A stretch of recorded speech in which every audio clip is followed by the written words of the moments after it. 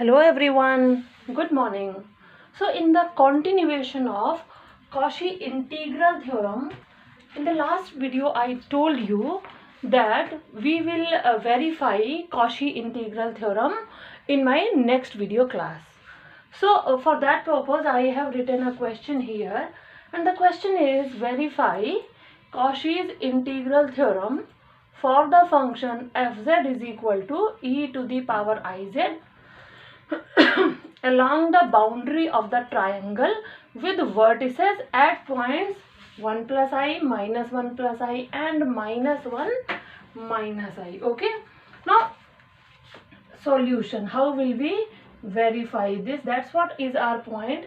In the last lecture I gave you a proof of Cauchy integral theorem, and then we did a question based on Cauchy integral theorem, और उसमें हमें पता चला था कि अगर पॉइंट रीजन पर और उसके अंदर कहीं भी नहीं है तो उस इंटीग्रल की वैल्यू 0 हो जाती है. आज मैं इस चीज़ को वेरीफाई करके दिखाऊंगी आपको कि वो कैसे हो जाती है 0. ठीक है. So now let us do that. हमसे क्या पूछा गया है? Verify Cauchy integral theorem. ठीक है. So what is Cauchy integral theorem? Cauchy integral theorem.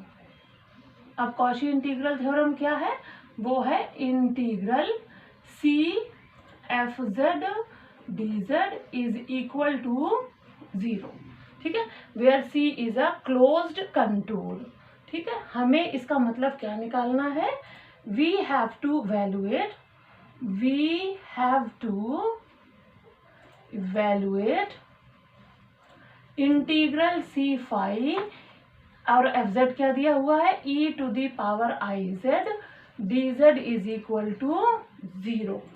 ठीक है. ये हमें वेरीफाई करना है. एक बार हम इसकी वैल्यू डायरेक्ट ऐसे निकालेंगे और एक बार निकालेंगे यूजिंग लाइन इंटीग्रल. ठीक है ना. अब देखिए यहाँ पे सी क्या है? C is our triangle. C is the given triangle. Okay. C क्या है? जो कि हमारा गिवन ट्राइंगल है. अब पॉइंट आता है कि हम ये निकालेंगे कैसे. ठीक है. तो सबसे पहले नंबर 1. ठीक है. हमें कैसे निकालना होगा? हमें करना पड़ेगा रीजन ड्रॉ द ट्राइंगल, क्योंकि इंटीग्रल जब हम करते हैं तो हमें ट्राइंगल तो फिर ड्रॉ करना ही पड़ेगा. सो सबसे पहले हम क्या करेंगे? हम करेंगे ट्राइंगल को ड्रॉ. अब ट्राइंगल को ड्रॉ करने के लिए जो हमारे पास पॉइंट है इसे मैं मान लूंगी A, इसे B. So let triangle A B C अगर मैं कहूँ तो let A is 1 plus i, B is minus 1 plus i and C is minus 1 minus i. ठीक है. ये हमारा ट्राइंगल हो गया. अब अगर मैं इसको कंपेयर करूं x प्लस आई वाई से, on comparing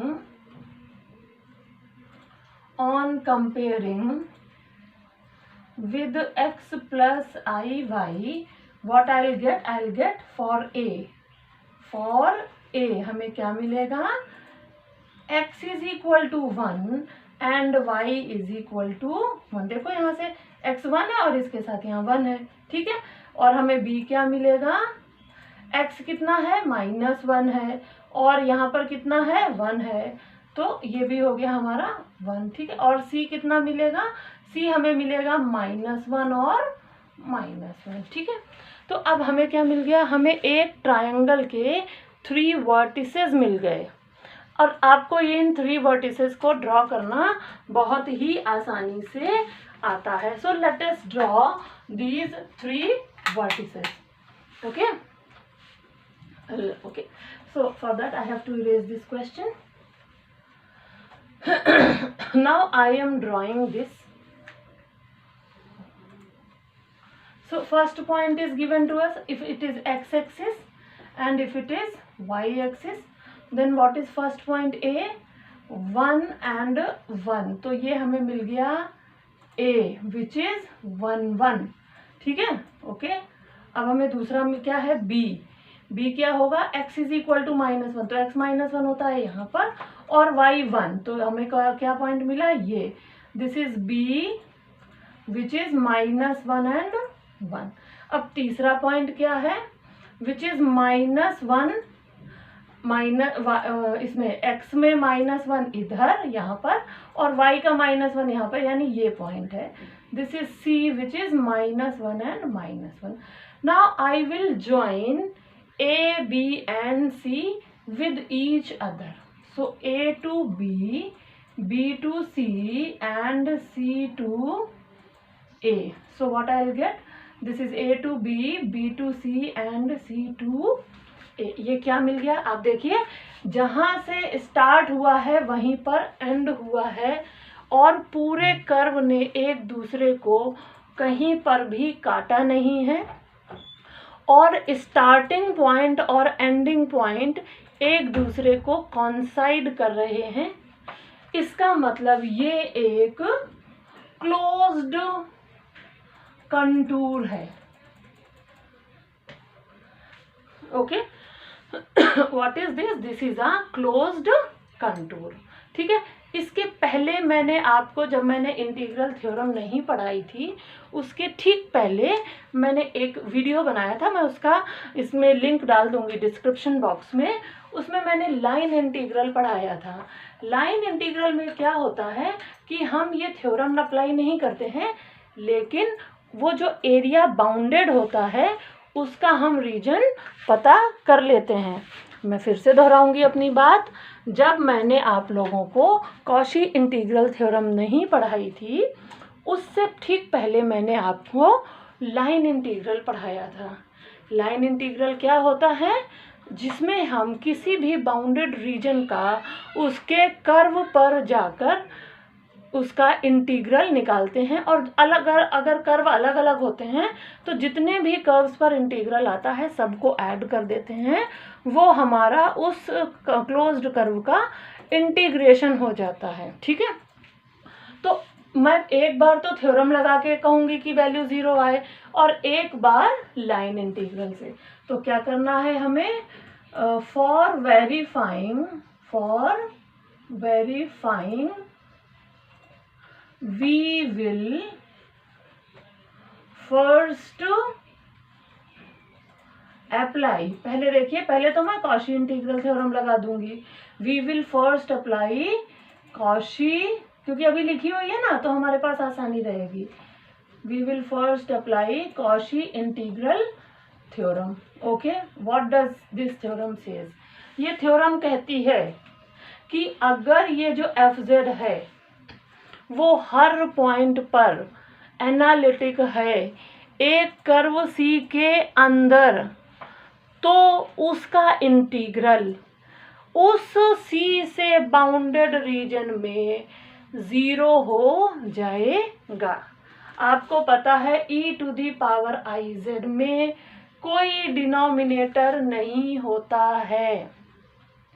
e⁻iz does not have any denominator. It is a function which is always continuous and differentiable. Okay? This is a function which is always continuous and differentiable. So e⁻iz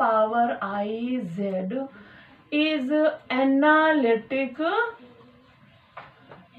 on and inside curve C, hence now I have to erase it, hence integral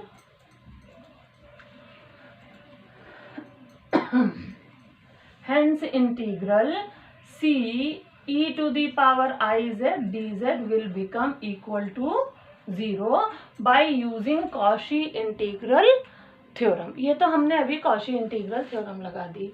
now what is step number, ये हो गया हमारा step number 2, okay. ये क्या हो गया हमारा step number 2। अब हम करेंगे step number 3, okay. for finding or for evaluating integral c e to the power I z dz, we will, or you can say for verifying, I should write here for verifying. ठीक है, हमारी Cauchy integral theorem से value क्या आई, 0 आई. हम क्या verify करना चाहते हैं, हम ये वेरीफाई करना चाहते हैं कि अगर हम इस इंटीग्रल की वैल्यू लाइन इंटीग्रल से निकालें तो क्या वो भी 0 आएगी. अगर वो 0 आती है तो वेरीफाई हो गया, और अगर वो 0 नहीं आती है तो वो वेरीफाई नहीं हो पाएगा. ठीक है, मैं फिर से पूरा कॉन्सेप्ट समझाती हूँ. सबसे पहले हमसे कहा गया है कि वेरीफाई करो कॉशी इंटीग्रल थ्योरम को. तो जब हम कॉशी इंटीग्रल थ्योरम को वेरीफाई करेंगे तो सबसे पहले हमें रीजन बनाना पड़ेगा. ठीक है, इसलिए मैंने, आपने देखा तीनों वर्टिसेस लेके मैंने सबसे पहले ये रीजन R बनाया.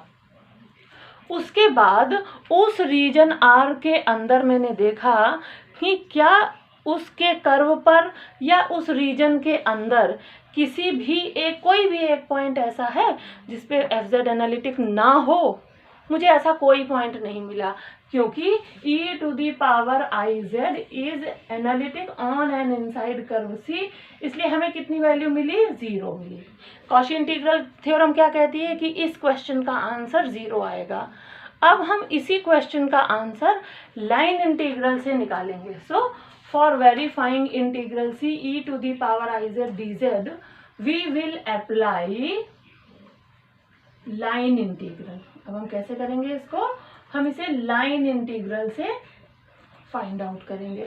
तो अब लाइन इंटीग्रल के लिए हमें क्या करना पड़ेगा, हमारी वैल्यू हो जाएगी c कितना है, a b c f z d z, या हम लिखें e to the power i z d z. A B c कैसे कैसे जा रहा देखिए, integral a to b e to the power i z d z plus integral b to c e to the power i z d z and plus integral c to a e to the power i z d z. Okay, now what I'll do, I'll say that this is I1 plus this is I2 and plus this is I3. I will calculate I1, I2, I3 and then add. I'll get the value of this integral e to the power iz dz in the closed curve C. Now I will find I1. Let us say I1. Okay, now step 4, I am going to find I1. I1 की वैल्यू है integral a b e to the power i z d z. ठीक है बेटे, now what is a हमें दिया हुआ है. व्हाट इज ए की वैल्यू हमने निकाली है 1 ए इज 1. ठीक है, और b कितना है, b की वैल्यू हमने निकाली है -1. अब यहाँ ध्यान से देखो, ये किसकी वैल्यू है, x की वैल्यू है. तो x कहाँ से कहाँ तक जा रहा है, 1 to -1 जा रहा है. ठीक है, x चेंज हो रहा है. देखिए x is changing, hence dx होगा, dx एग्जिस्ट करेगा. ठीक है, और y क्या है, y हमारा है 1 to 1. तो y क्या है, y है कांस्टेंट. कांस्टेंट है ना, जिसकी वैल्यू है 1. हेंस अगर y कांस्टेंट है तो dy क्या हो जाएगा, 0 हो जाएगा. y की वैल्यू कितनी हो, dy की वैल्यू कितनी हो जाएगी, 0 हो जाएगी. तो अब हम देखिए यहाँ पर सब्स्टिट्यूट करेंगे. जब हम सब्स्टिट्यूट करेंगे तो हमें क्या मिलेगा, लेट अस सी, हमें मिलेगा इंटीग्रल ए बी. ठीक है, कौन सा चेंज हो रहा है, x चेंज हो रहा है, तो हमें लेना पड़ेगा 1 to -1, क्योंकि y तो फिक्स है.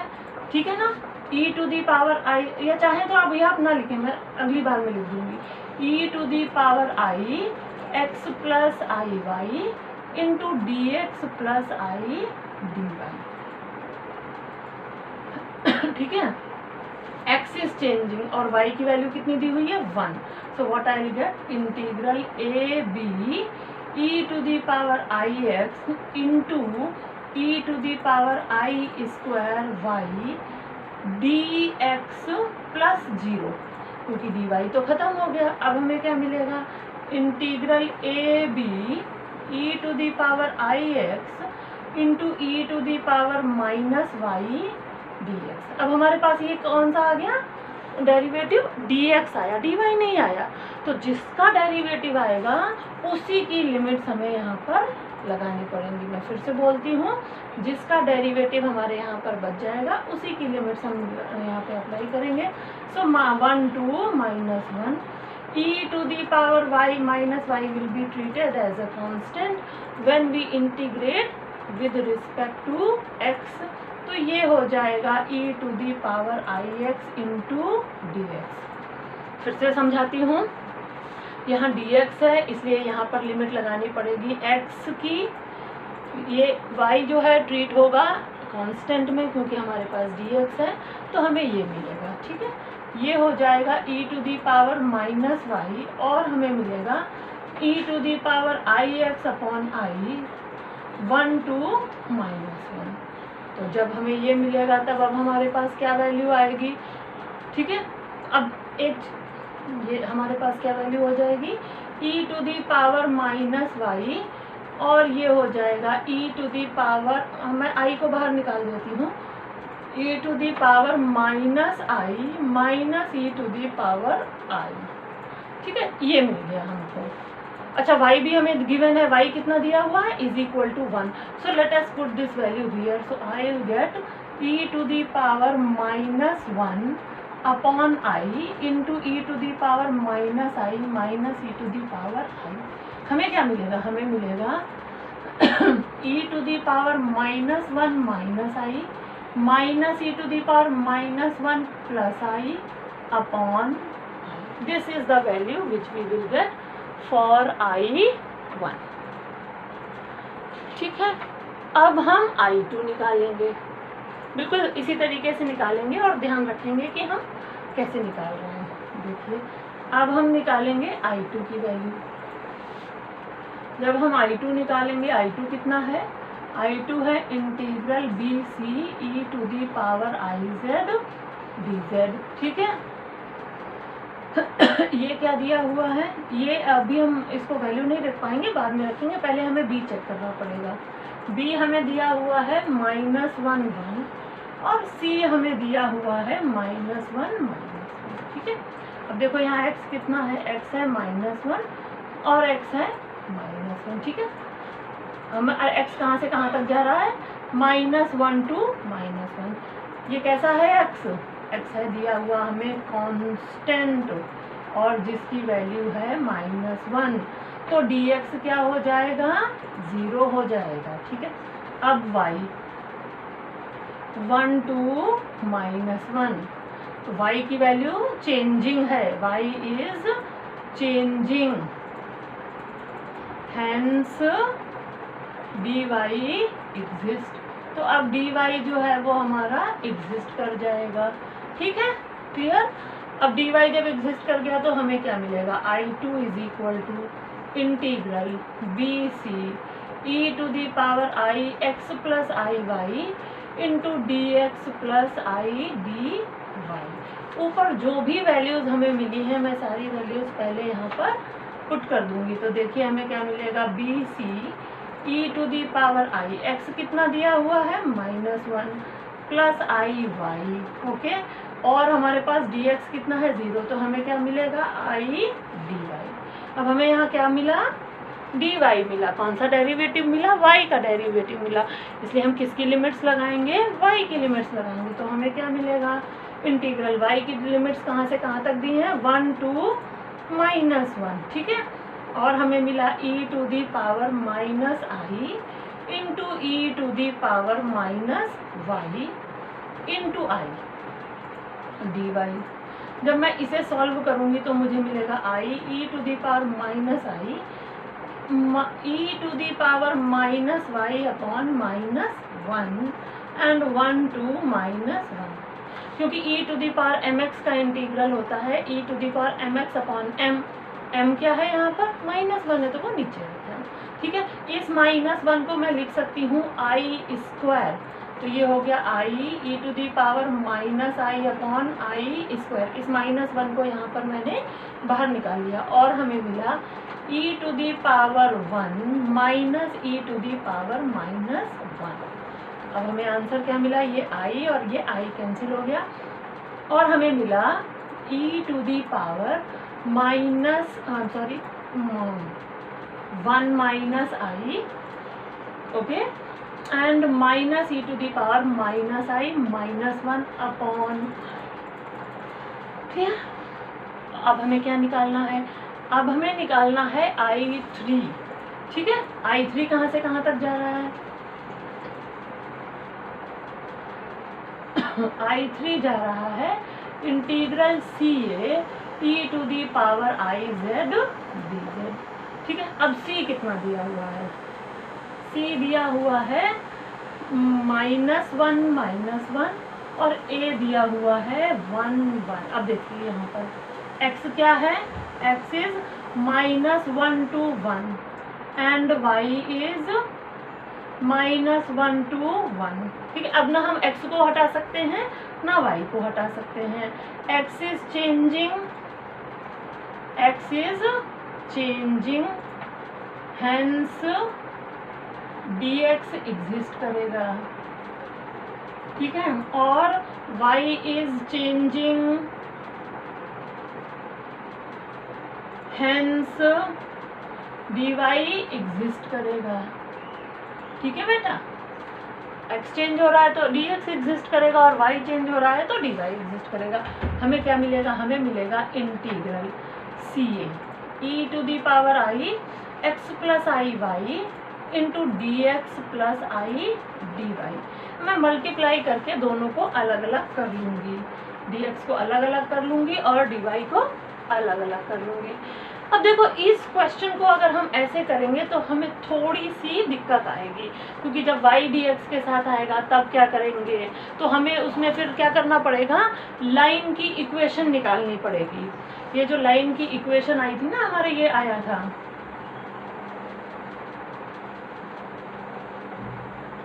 तो ये जो है हमारा, ये क्या है, ये है हमारा 1 और ये है हमारा -1 नो।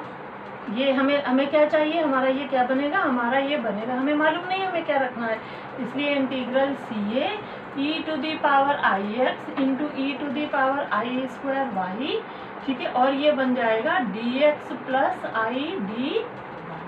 अब देखो जब dx लेंगे तो y आएगा और जब dy लेंगे तो x आएगा। Now it is very difficult to integrate with two variables in one integral, ठीक है। अगर सिर्फ एक इंटीग्रल दिया हो तो और dx dy दोनों एडिशन में हो और दोनों के साथ x और y आ रहे हो तो इंटीग्रेट हमें ये नहीं मालूम है हम किसके रिस्पेक्ट में करें। तो अब मैं क्या करूँगी, मैं या तो y को बदल दूंगी x में या x को बदल दूंगी y में। कैसे, by using equation of line. Equation of line क्या होती है, y minus y1 is equal to y2 minus y1 upon x2 minus x1 into x minus x1। यहाँ से जब हम सॉल्व करेंगे तो हमें मिलेगा y is equal to x, ठीक है। क्या मिला हमें मिला y is equal to x, वो हम यहाँ पर पुट कर देंगे। तो मैं इसको x में बदल रही हूँ तो मुझे मिलेगा ये e to the power ix e to the power minus x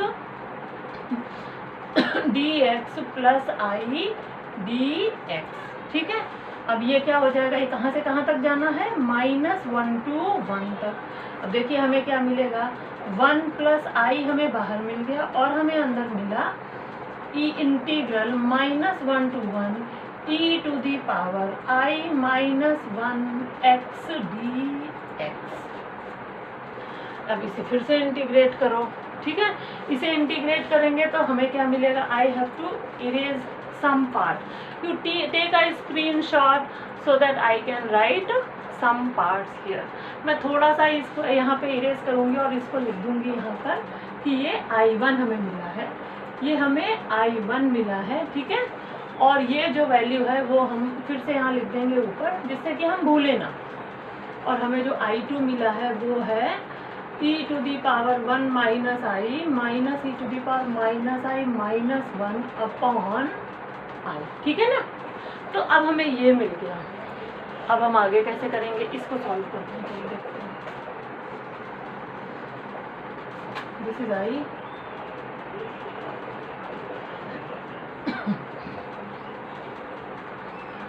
और जब इसको आप पूरी तरीके से सॉल्व करोगे तो जो I3 का आपका आंसर आएगा वो आपका I3 कुछ आएगा इस तरीके से। The value of I3 will be 1 upon I e⁻I minus 1 minus e⁻⁻I plus 1। देखो यहाँ पे पूरा है ना ये, तो एक बार -1 रखेंगे तो ये पलट जाएगा और एक बार +1 रखेंगे तो ये पलट जाएगा। अब सॉल्व कीजिएगा, आपको ये आंसर मिलेगा, ठीक है। इसको सॉल्व करना ये आप कीजिएगा, क्योंकि मैं लास्ट वीडियो में भी बहुत बार सिखा चुकी हूँ और अभी भी लगातार सिखाती आ रही हूँ। तो इसको आप आगे का सॉल्व कीजिएगा, आपको ये आंसर मिलेगा, ठीक है। करके देखिएगा, अगर नहीं होता है then write a comment, I will solve it and give it to you, okay. Otherwise मुझे पूरा विश्वास है कि आप ये आराम से कर लेंगे, क्योंकि मैंने पीछे के वीडियोस दिखाए हुए हैं, इसलिए मैंने डायरेक्ट आंसर यहाँ पर लिख दिया है।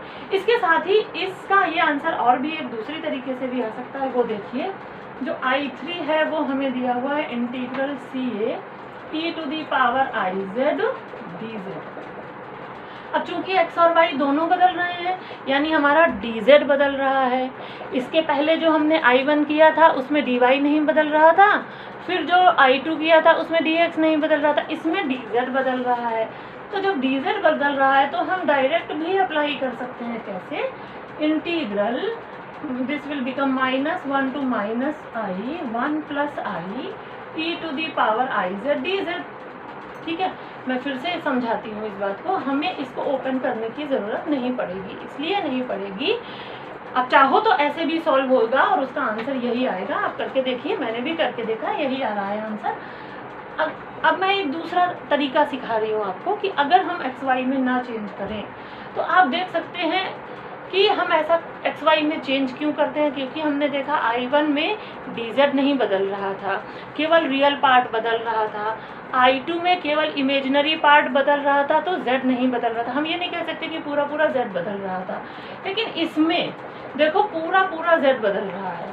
जो रियल पार्ट है वो -1 से प्लस जा रहा है और जो इमेजिनरी पार्ट है वो भी -1 से +1 तक जा रहा है। इसलिए हमारा ये dz चेंज हो रहा है। जब dz एग्जिस्ट कर रहा है तो हम इसको आसानी से इंटीग्रेट कर सकते हैं, और इसका जब इंटीग्रेशन करेंगे तो आएगा e⁻IZ अपॉन i, और ये हो जाएगा -1 - i2 1 + i, और हमें आंसर फिर से यही वाला मिल जाएगा 1 अपॉन i e⁻I - 1 - e⁻I + 1, ठीक है। तो now I have I1 also, I have I2 also and I have I3 also. Now see, अब हमारे पास क्या है, हमारे पास है integral ABC e⁻IZ dz is equal to I1 1 - i - e⁻⁻I -1 upon i e⁻⁻1 -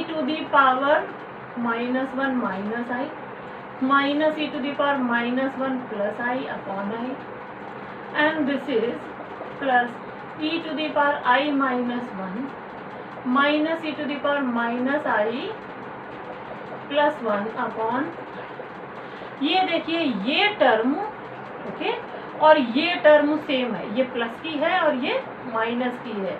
तो ये, अब मैं इसको और थोड़ा लिख सकती हूँ, देखिए 1 - i upon i -e⁻⁻I -1 upon i plus e⁻⁻1 - i upon i -e⁻⁻1 + i upon i plus e⁻I - 1 upon i and -e⁻1 - i upon i। अब देखिए ये और ये कैंसिल हो गए। ये माइनस के साथ है और ये प्लस के साथ कैंसिल हो गए, और ये भी कैंसिल हो गए, तो हमें आंसर क्या मिला? 0। और यही आंसर तो हमें कॉशी इंटीग्रल थ्योरम से भी आया था, that the integral is 0, hence Cauchy integral theorem is verified. Okay, now we did this verification, क्योंकि हमें इंटीग्रल थ्योरम जब लगाई तो भी हमें यही मिला, और जब हमने वैसे किया तो भी हमें यही आंसर मिला। Okay, so now I am giving you a question. Last time का जो विनर था वो था दीपांक कश्यप। दीपांक कश्यप ने मुझे सबसे पहले आंसर दिया था, so very nice Deepank, I am very happy with your performance. I am giving one more question, जिसने ये सबसे पहले सॉल्व करके कमेंट बॉक्स में इसका आंसर डाला, उसका मैं अगले वीडियो में ज़रूर नाम लूँगी। Okay, so just take the question, write the question and try to solve. Now this is the question, answer me as fast as you can solve it, whether it can be verified or it cannot be verified, and I'll take your name in the next video. Till then, goodbye, have a nice day.